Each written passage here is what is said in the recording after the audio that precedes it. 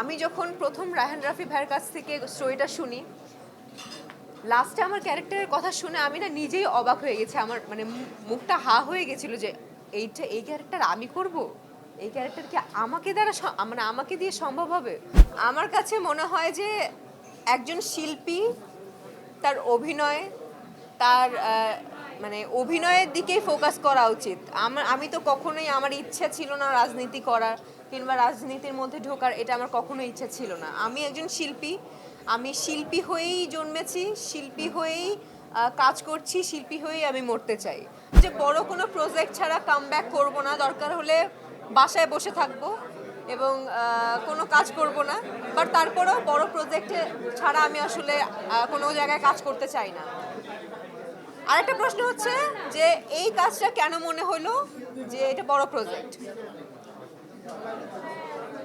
আমি কিন্তু আসলে এটা মেনশন করিনি যে বড় প্রজেক্ট মানেই সিনেমা, বড় প্রজেক্ট মানে এই, বড় প্রজেক্ট মানে সেই। বড় প্রজেক্ট এমন হতে পারে, সেটা হতে পারে ওয়েব সিরিজ, সেটা হতে পারে ওয়েব ফিল্ম, সেটা হতে পারে ফিল্ম। এবং আমার কাছে এই কাজটা বড় মনে হয়েছে বিকজ অফ এখানে রায়হান রাফি আছে এবং রায়হান রাফির সাথে একটা গল্প আছে, অনেকগুলো বড় বড় কাস্টিং আছে যাদের আসলে আমরা আপনারা আপনাদের ছোটবেলা থেকে দেখে আসছেন। তা আমার কথা তো নাই বললাম।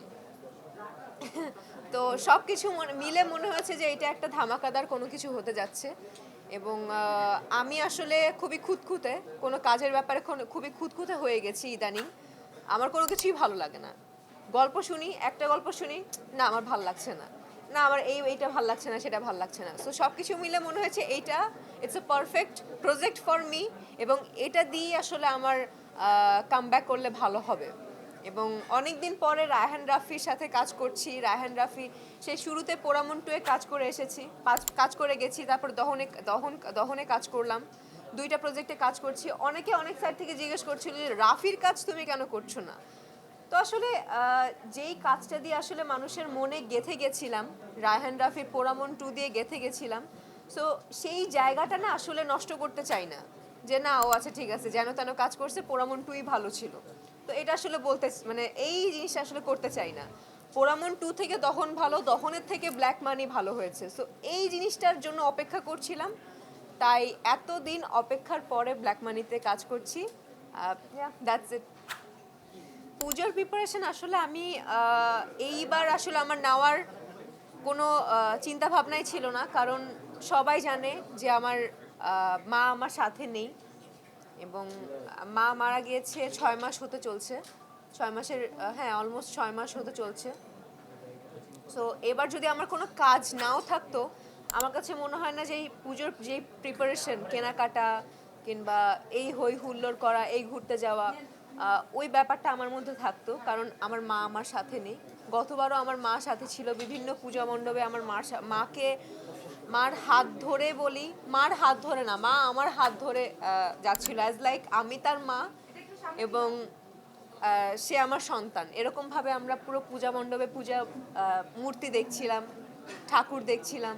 সো ওই ব্যাপারটা আসলে রিকল হচ্ছে। তো এবার আসলে আমি কোনো প্রিপারেশন নেইও নি, এবং উপরওয়ালা ভগবান আল্লাহ যেটাই বলি না কেন একটা কাজে মিলিয়ে দিয়েছে যে কাজের মধ্যে তাহলে তুই এই প্রিপারেশন নিবি না, কাজের মধ্যে ব্যস্ত থাক, কাজ কর, যাতে তোর ওই জায়গায় তুই ডিপ্রেসড না হয়ে যায় যে এবার পূজা হচ্ছে, এবার তোর মা নেই।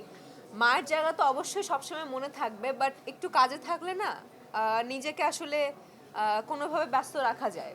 তো এবার আসলে কোনো প্রিপারেশন আমি নেইনি, এবং আমি এবার নিজের জন্য একটা সুতাও কিনিনি। আমি প্রতিবাদ আসলে আমার কাছে, আমার চোখে আসলে ওরকমভাবে পড়েনি, বাট আমি সবসময় সত্যের পক্ষে থাকি, ভালোর পক্ষে থাকি।